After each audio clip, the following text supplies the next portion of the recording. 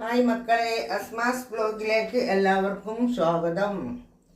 ഞാനിന്ന് ഇറച്ചിക്കറി ഉണ്ടാക്കാൻ പോവുകയാണ്.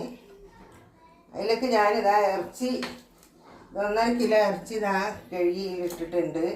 അത് കഴിഞ്ഞ ശേഷം ഇഞ്ചി, വെളുത്തുള്ളി, പച്ചമുളക്, കരിവേപ്പില, പെരുംജീരകത്തിൻ്റെ പൊടി, കറുവപ്പട്ട, ഏലക്കായ്, ഇത്തിരി മല്ലിപ്പൊടി ഇട്ടിട്ടുണ്ട്. അതും കൂടെ ഇട്ടിട്ട് നമുക്ക് ഉള്ളിയും പച്ചമുളകും കേട്ടോ. ഉള്ളിയും പച്ചമുളകും ഇട്ടിട്ട് അത് കഴിഞ്ഞിട്ട് ഇതൊരു 4-5 തക്കാളി ഉണ്ട്. അതും കൂടെ ഇതിലിട്ട് കൊടുത്ത് അതും കൂടെ ഇതിലിട്ട് കൊടുത്ത് അത് നമുക്കിത് നല്ലോണം ഒന്ന് കുഴക്കുക കേട്ടോ. ഇത് വാട്ടി വെക്കാനല്ല കേട്ടോ, ഇത് നമുക്ക് വാട്ടാതെ വെക്കാനാണ്.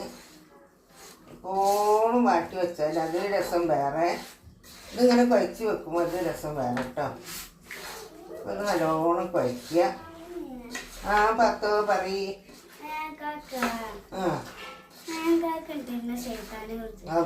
വിളിക്കാൻ പാടില്ല.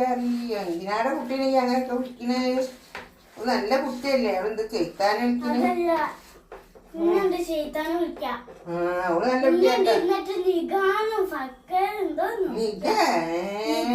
മതി നിർത്തിക്കാൾ. എൻ്റെ ഒപ്പൊക്കെ ഉണ്ട്. ഇത് അതിലേക്ക് നമ്മളൊരു 3 ഉരുളക്കിഴങ്ങ് മുറിച്ചിട്ടുണ്ട് കേട്ടോ. 3 ഉരുളക്കിഴങ്ങ് മുറിച്ചിട്ട് ഇതിലേക്ക് ചൂടുള്ള വെള്ളമാണ്. പക്ഷെ ചൂട് തണ്ണി പോയി, രാവിലെ തീപ്പിടിപ്പിക്കണല്ലേ. ഈ വെള്ളം കൂടെ ഇതിൽ നമുക്ക് ഒഴിച്ചു കൊടുത്തിട്ട് നല്ലോണം പക്കത്തുള്ള മസാലകളൊക്കെ ഇതിലാക്കി ഇത് അടുപ്പത്ത് വെച്ചിട്ട് കത്തിക്കണം കേട്ടോ മക്കളെ. നല്ലോണം വേവട്ടെ. ബിസ്മില്ലാഹിർ റഹ്മാനിർ റഹീം.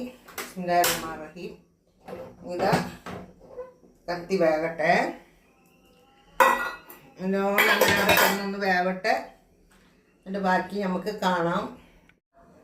ഇതാ നമ്മളെ കറിയൊക്കെ വെന്തിട്ടുണ്ട്. നല്ല തളതളോ പറയുന്നു. കറി വെന്തു.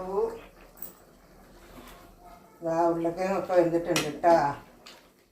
നമുക്ക് രസം കൂടെ കരിവേപ്പിൻ്റെ ഇലയൊക്കെ ഒന്നിൽ കഴുകിയിടണം.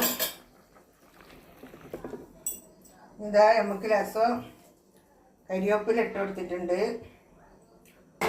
നല്ലോണം ഒന്ന് തിളച്ച് വേവട്ടെ. ഒന്നും കൂടെ ഒന്ന് തിളക്കട്ടെ.